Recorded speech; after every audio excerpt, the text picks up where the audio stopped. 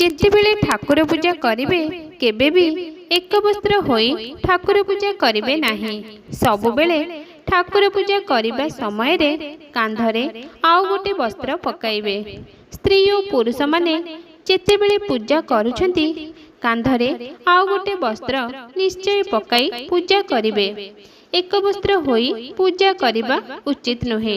ଯଦି ସ୍ତ୍ରୀ ଲୋକମାନେ ଶାଢ଼ୀ କିମ୍ବା ଡ୍ରେସ୍ ପିନ୍ଧି ପୂଜା କରୁଛନ୍ତି ତାହାହେଲେ କାନ୍ଧରେ ଆଉ ଗୋଟେ ବସ୍ତ୍ର ପକାଇବେ।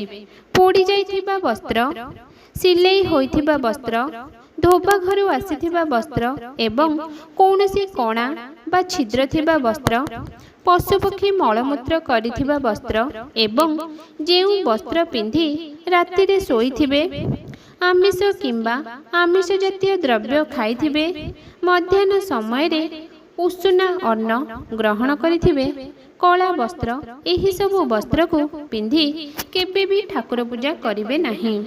ସବୁବେଳେ ସଫା ଓ ସ୍ୱଚ୍ଛ ବସ୍ତ୍ର, ପବିତ୍ର ବସ୍ତ୍ର ପିନ୍ଧି ଠାକୁର ପୂଜା କରିବେ ଏବଂ ଠାକୁର ପୂଜା ପାଇଁ ବସ୍ତ୍ର ଅଲଗା କିମ୍ବା ଠାକୁର ଘରେ ରଖିବେ। ଠାକୁର ବସ୍ତ୍ର ଲାଲ କିମ୍ବା ହଳଦିଆ ବସ୍ତ୍ର ପିନ୍ଧି ପୂଜା କଲେ ଶୁଭ ହୋଇଥାଏ।